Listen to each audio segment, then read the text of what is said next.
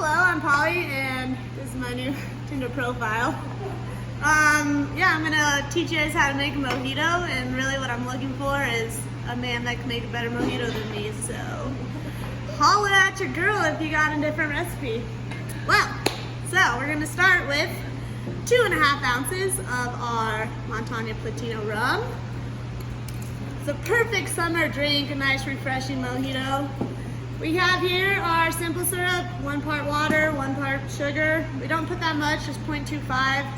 You can always add more if you like sweeter cocktails. I'm not much of a sweet gal, but I'm spicy.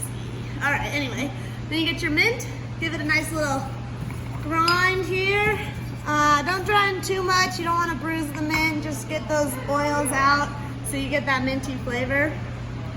And then we add a nice juicy lime.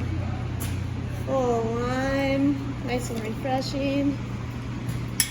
And we will top it with soda water. Get a little of that bubbling. Alright, nice little lime garnish.